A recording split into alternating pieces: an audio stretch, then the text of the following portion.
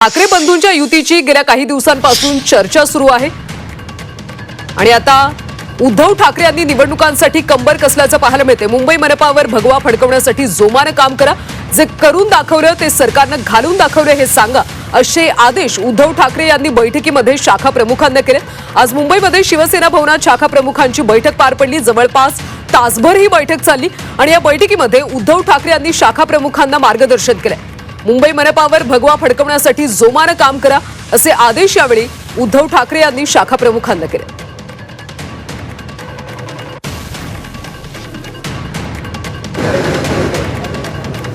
तर उद्धव ठाकरेंनी नेमके काय आदेश दिलेत ते आपण पाहूयात। तर मुंबई मनपावर एक हाती भगवा फडकवायचा आहे। मुंबई मनपासाठी एकजुटीनं आणि जोमानं काम करा,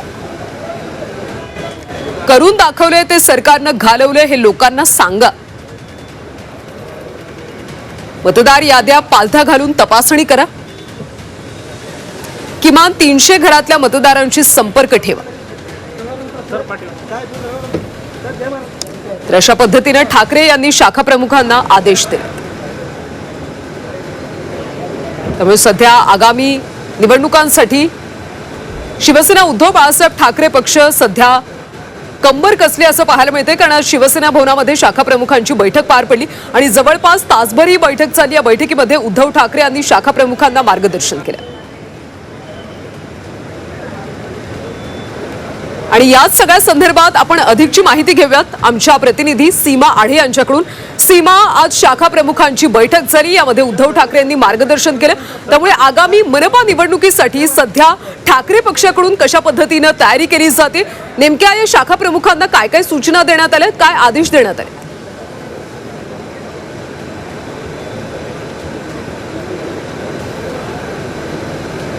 नक्कीच कल्याणी, आज शिवसेना भवनात शिवसेना पक्षप्रमुख उद्धव ठाकरे यांच्या नेतृत्वाखाली शाखा प्रमुखांची बैठक पार पडली।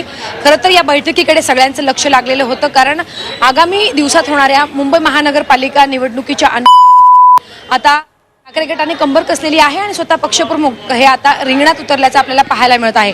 आणि उपस्थित नेत्यांना सोबतच शाखा प्रमुख आणि शाखा प्रमुखांना संबोधित करत असताना त्यांनी एक महत्त्वाचा मुद्दा मांडलेला आहे की मतदारांपर्यंत नक्की कोणते मुद्दे घेऊन जायचे आणि कोणत्या मुद्द्यांवरून संपर्क जो आहे तो साधायचा आहे, या संदर्भात यावरून त्यांनी मार्गदर्शन केलं। पहिला मुद्दा त्यांनी असं मांडलं की आतापर्यंत शिवसेना पक्षाने मुंबईसाठी जे जे केलेलं आहे, जे जे करून दाखवलेलं आहे ते या महायुती सरकारने घालवलं।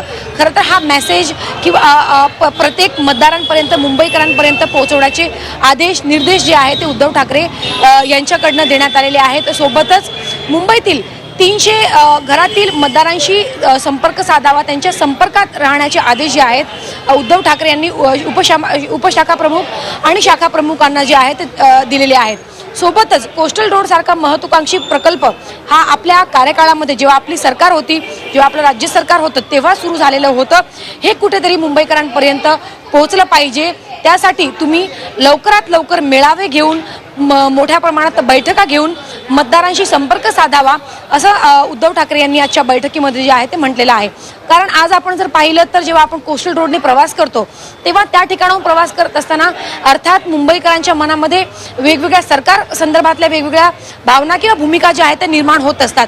त्यामुळे कुठेतरी मुंबईकरांपर्यंत हे पोहोचणं गरजेचं आहे की आपल्या सरकारच्या कार्यकाळामध्ये या प्रकल्पाचं जे आहे ते काम सुरू झालेलं होतं आणि शिवसेनेनं हे मुंबईमध्ये करून दाखवलेलं आहे। सोबतच पाणी, गटर वॉटर मीटर संदर्भात आपण जे आतापर्यंत प्रकल्प किंवा मग ज्या सोयी सुविधा मुंबईकरांपर्यंत पोहोचवलेल्या आहेत ते सुद्धा ठासून मतदारांपर्यंत सांगा, मतदारांना सांगा, असं उद्धव ठाकरे यांनी सांगितलेलं आहे। सोबतच तुम्ही तुमच्या पातळीवरती बैठका घ्या, मेळावे घ्या आणि जास्तीत जास्त मुंबईकरांपर्यंत पोहोचवा, जेणेकरून आपला भगवा पुन्हा एकदा आपण मुंबई महानगरपालिकेवरती फडकवू। नक्कीच सीमा, त्यामुळे उद्धव ठाकरे यांनी शाखा प्रमुखांना मार्गदर्शन केले। आता शाखा प्रमुख हे सगळ्या सूचना, आदेश कशा पद्धतीने अंमलात आणतात आणि महापालिका निवडणुकीत ठाकरे पक्षाला कसा फायदा होतो हे पाहणं महत्त्वाचं आहे। धन्यवाद सीमा माहितीसाठी।